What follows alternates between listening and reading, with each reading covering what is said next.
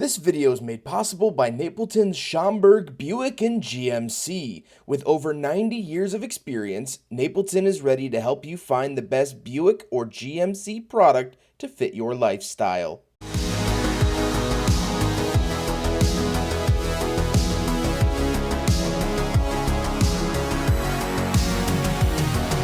Alright, what's up guys? My name is Zach and today I am driving a 2024 Buick Encore GX Preferred. Up front is a 1.3 liter turbocharged inline 3-cylinder, and down below is a 9-speed automatic transmission. Now I am super excited to be driving this Encore GX for two reasons. First of all, they have freshly redesigned this vehicle for the 2024 model year. Here's what the outgoing Encore looked like.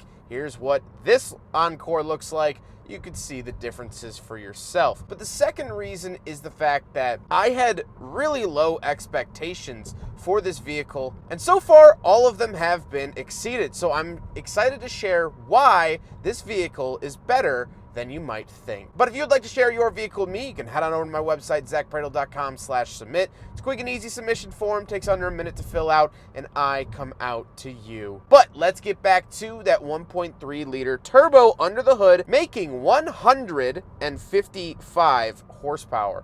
Well, this is the more powerful engine offered here in the Encore GX. You can also get the 1.2 liter turbo that only makes about 137 horsepower. So this is the more powerful engine, and this is going to be the most common engine. The 1.2 liter is really only reserved for the base model, of which the Preferred is the lowest trim level, but this has a lot of options selected for it. In a vehicle of this size and stature, I honestly don't notice that it's only a little 1.3 liter. It drives like any equivalent 2 or 2 liter turbo that I would drive. I'm sure if you get into the nitty gritty and specifications, of course you're gonna see differences, but honestly, in the driving feel, I don't notice anything. I don't feel like I have a lack of power. I don't feel like a danger to the road. It feels very adequate. Now, am I gonna rip the doors off of a Bugatti if it pulls up next to me?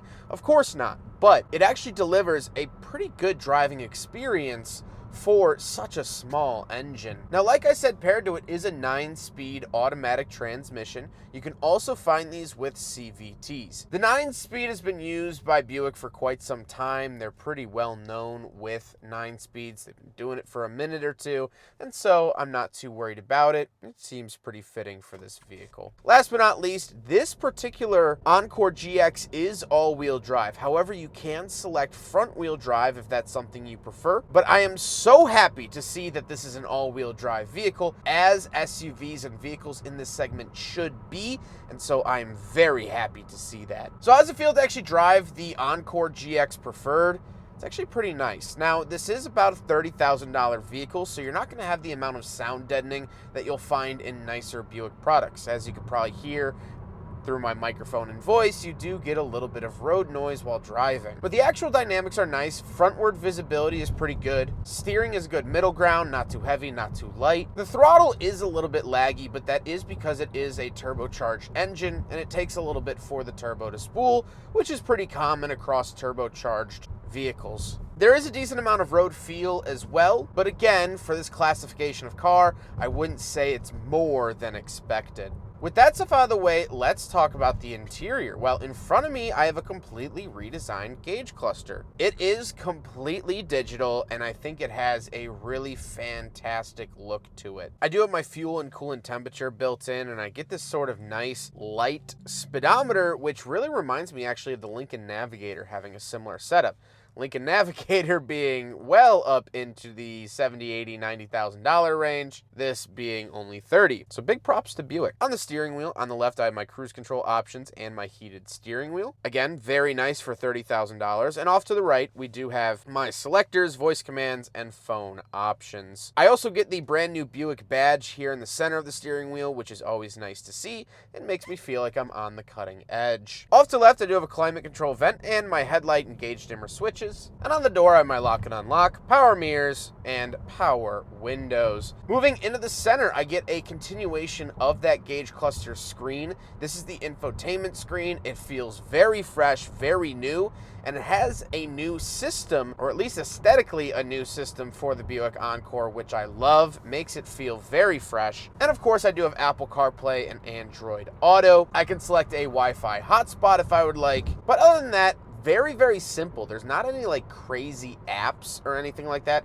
I can look at my trip information and fuel economy, which don't pay attention to the fuel economy. This car has only really been driven on and off of a truck and in circles in the dealer lot, so that's not going to be proper. But I like how simple, straightforward it is. There's not 1,000 menus for everything, and I really like that, which we'll talk about with the climate controls. Here's what the backup camera looks like in case you're wondering. I like how it fades on, and it actually is very clear, which is nice to see. Then we have 2 climate control vents and the hazard switch and the climate controls themselves. Now I don't get dual zone, which I would have liked to have seen on a vehicle like this. However, it has physical climate controls. And the week of filming this video, I have had a Volvo XC40 press car that I'll bring up with the final thoughts segment. And that has only screen climate controls, which annoy the crap out of me.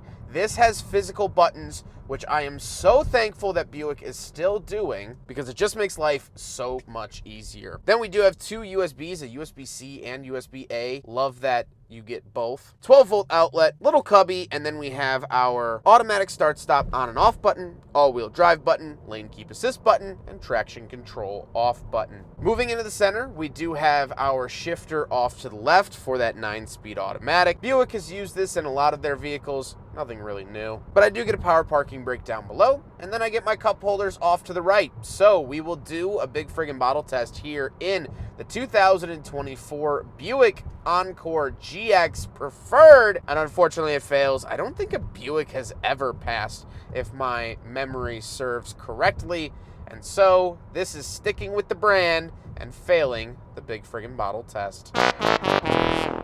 Then I do get a very big cubby, which I really, really enjoy, and a nice little interior feature. I do have a tiny little center console, and then we'll talk about the seats. The seats are power, and they are this really nice beige cloth and leather mix, which I think actually looks really nice and presentable, and I have to say I'm pretty happy with it. It is decently comfortable, and that's all I really worry about for a more entry-level Buick. They are also heated, which is very, very nice, and that is run through the same area where the climate controls are found. But speaking of seats, we do have back seats, so let's go do a back seat review. All right, so we're in the back of the Buick Encore GX Preferred. I apologize, it's sort of like rainy and stormy today, so it's kind of dark back here, but I do have a light if this will help out. The back seats are actually a lot better than I was expecting. I was expecting my knees to be turned into a fine powder by the seat in front of me, and that's not the case.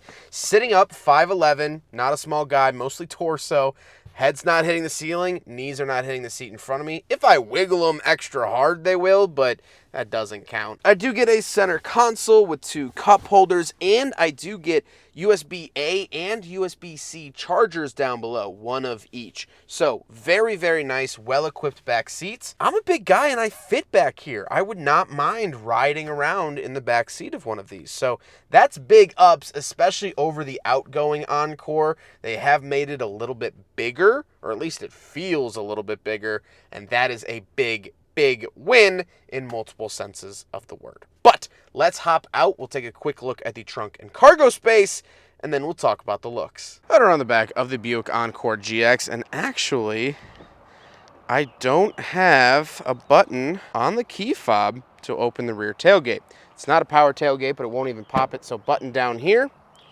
And you can see it just has regular struts.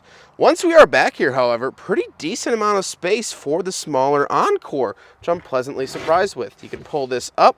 We do get a spare tire, rare to find here in modern cars, especially at 2024. And I get some little cubby space over here, a little hook there, little hook here. I'll try to show it. There we go, a little hook there. I don't seem to get a 12-volt outlet. I would have liked to have seen that.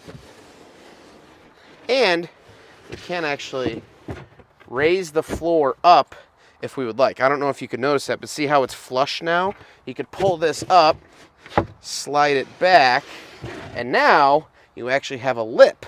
Very, very cool, and a lot of cars offer one way or the other, but not both.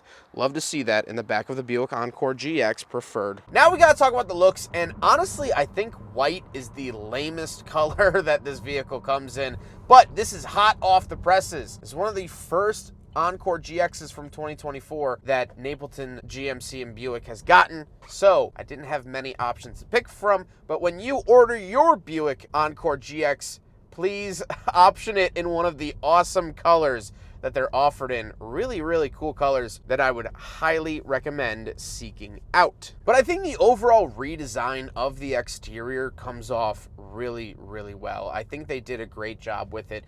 It does look fresh. It does look different. The front end more than the back end. But I like that it's sort of not your mom and dad's Buick Encore. It looks new. And that's not always a given when a company refreshes a vehicle. They're like, oh, here's the brand new 2024 blankety blank, and you go, that looks identical to the last 10 years of vehicles. Cough, cough, Camaro, cough, cough. So it's nice to see that the refresh was actually visible here on the Encore GX Preferred. But with all of that being said, let's get on to my final thoughts. What do I think driving a Buick Encore GX Preferred from the 2024 model year? Well, first of all, I did want to really show off the Preferred trim level. This is the base trim level, and this is something that's actually going to be affordable. This is something that you could drive home in today and not have to take out a second mortgage in order to afford. I like driving vehicles that people can actually buy, and I know that sounds facetious, but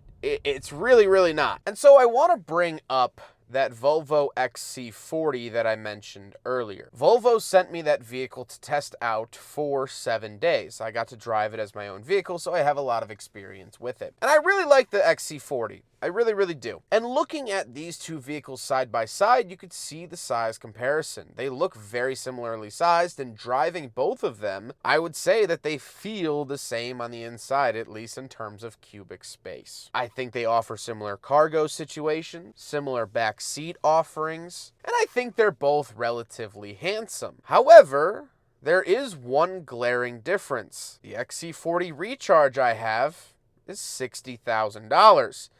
This is quite literally half of that. Now, an argument could be made that that Volvo XC40 is a top-tier Recharge electric version. So here is how the trims breakdown of the Encore GX and the Volvo XC40 in terms of price, and you can draw your own conclusions there. At this price point, this Encore GX is an absolute bargain. The interior materials in here feel great. They don't feel cheap. It actually feels like someone at the Buick factory gave a rip, and that can't be said about all automakers here in 2023. I think the power is adequate. That's my biggest thing, because a lot of people get scared about seeing a 1.3 liter 3-cylinder, and they think, oh, that's not going to cut the mustard, because they think of a Geo Metro, they think of the Mitsubishi Mirage. Those are cars of the past. As much as some of you don't want to accept that, those are cars of the past. This is a modern 3-cylinder, and it absolutely cuts the mustard with a blazing hot knife. It's great.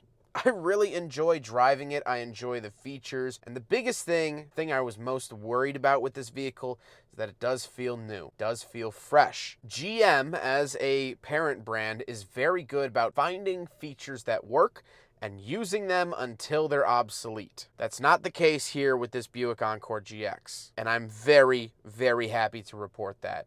At $30,000, I think it's a great deal. Because I also want to reiterate, this has a heated steering wheel, heated seats, great camera system, digital dashboard, all for $30,000 in that preferred package. That's really, really nice. I hope you guys enjoyed the video. Huge thank you to Napleton Buick and GMC of Schaumburg. They've been absolutely awesome to get me in the seat of one of these right when it just got dropped off from the truck, not even 24 hours ago. They are fantastic, great customer service. I've been working with a couple of their area dealerships, and I have nothing but good things to say about them. So please go check them out with the information up on the screen or linked in the description below. But I hope you guys enjoyed the video. Don't forget to rate the video, comment on the video, and subscribe if you really liked it. Take care, guys.